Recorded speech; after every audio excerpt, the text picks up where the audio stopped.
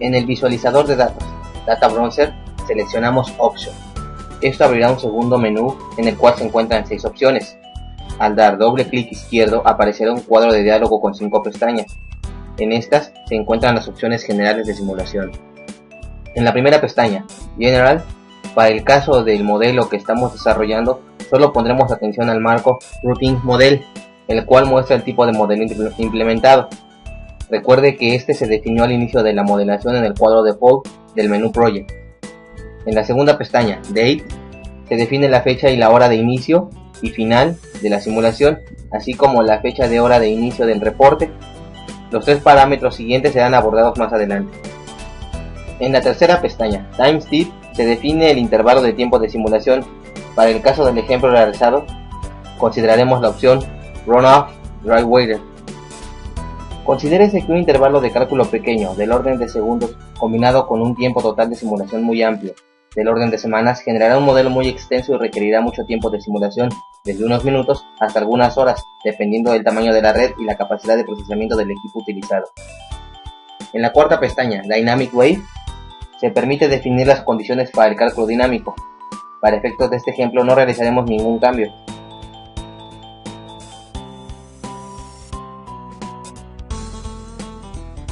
Las reglas de control determinan cómo se ajustarán en el curso de la simulación las bombas y los reguladores en el sistema de transporte. Cada regla de control es una serie de sentencias que tiene la siguiente estructura: identificativo de la regla, condicionantes y prioridad de la regla. Una regla de control se conforma de 2 partes, la cláusula de decisión y la cláusula de acción. La cláusula de decisión permite establecer la condición que debe cumplirse para que se ejecute la regla de control y tiene la siguiente estructura. Objeto. Define el tipo de objeto en el que se basa la regla de control. ID. Define el identificativo del objeto de interés. Atributo. Define la propiedad del objeto de la que dependerá la regla de control. Relación es un operador de decisión que define la condición a cumplir para que se ejecute la regla. Valor es el que se debe cumplir para que se active o desactive la regla de control. Por su parte, la cláusula de acción define qué acciones se ejecutarán si se cumple con las condiciones de la cláusula de decisión y tiene la siguiente estructura. Objeto. Define el tipo de objeto en el que se aplicará la regla de control. ID. Define el identificativo del objeto de interés. Status Setting. Define la propiedad del objeto que modificará la regla de control. Valor es el que se aplicará a la propiedad del objeto si se cumplen las condiciones de la regla de control. De acuerdo con la información recopilada, en la descarga a la llegada del humedal se cuenta con una válvula que evita que el canal que alimenta el tanque amortiguador se desborde, por lo que cuando el nivel del agua en el canal sobrepasa los 90 centímetros, se cierra la válvula hasta que el nivel baje hasta 20 centímetros. Para definir esta operación, en primer lugar tenemos que trazar un elemento que simule la válvula en el modelo. Para ello utilizaremos un orificio. Entonces, lo primero que voy a hacer es trazar un nuevo nodo, ya que en este tramo la conducción es a presión. Definiré su altura máxima como el diámetro de la tubería e indicaré que no es un pozo a cielo abierto. Ahora redirijo. No olvide tener activada la función AutoLength, así se ajustará automáticamente la longitud de la conducción. Ahora voy a utilizar un elemento orificio para poder simular esta válvula. Va a ser un edificio lateral de forma circular que tiene el diámetro de la conducción, no permite el flujo en contra, y vamos a colocarle el identificativo válvula de descarga. Una vez realizado esto, en Data Browser seleccionamos la opción Controles. En la parte baja, al presionar el icono Edit Object, aparecerá un editor muy similar al bloc de notas. En este definiremos las sentencias propias de la operación. De acuerdo a la estructura de control antes mencionada, se declara de la siguiente manera: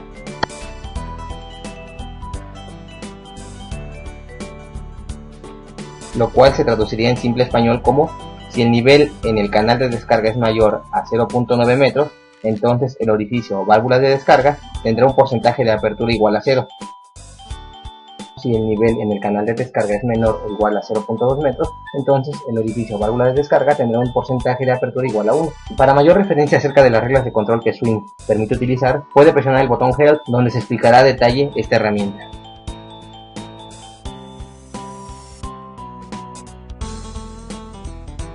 De manera general, los resultados del análisis, así como ciertos parámetros de diseño, pueden ser visualizados utilizando distintos tipos de gráficos. Inicialmente, los resultados se pueden mostrar directamente en el esquema a través de la pestaña Map del browser. Podemos definir el parámetro que se desea evaluar para los elementos Node y los elementos Link. También existen los elementos Attachment, que serán mostrados más adelante. El periodo de tiempo nos permite observar la fecha y la hora en la que se presenta el comportamiento observado en el esquema. El animador nos permite controlar la presentación secuencial de los parámetros. Al dar clic derecho sobre el esquema, podemos definir en la opción Node el tamaño de los nodos en el esquema. Y podemos indicar si se desea que el tamaño dependa del valor mostrado. Eso también se puede realizar para los elementos Link. En la opción Annotation se puede indicar qué valores se desean mostrar en el esquema. Por ejemplo, para mostrar el valor de cada resultado en los nodos, seleccionamos la casilla Node Value. Obsérvese que en el esquema aparecen escalas gráficas que indican el intervalo de cada valor. Al dar clic derecho sobre alguna, se despliega un cuadro de texto que permite modificar estos intervalos, así como los colores en la escala. Time Series Plot es un tipo de gráfico que permite representar la evolución de un parámetro a través del tiempo. Es aplicable a todos los elementos Junction y los elementos Link. Scatter Plot es un tipo de gráfico que permite realizar una comparación entre resultados de dos elementos. Esto es aplicable a cualquier elemento físico.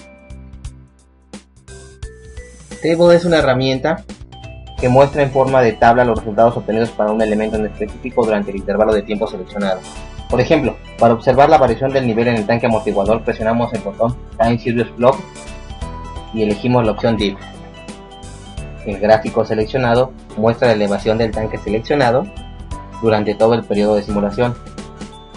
Por otra parte, la herramienta Profile Plot permite observar el comportamiento en un tramo seleccionado.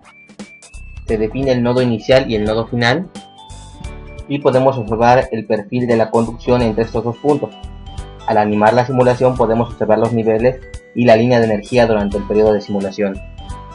Con esto concluimos el video 6, modelación de redes de alcantarillado sanitario con EPA-Stream 5.0 parte 3, donde terminamos con la modelación de la red de alcantarillado sanitario.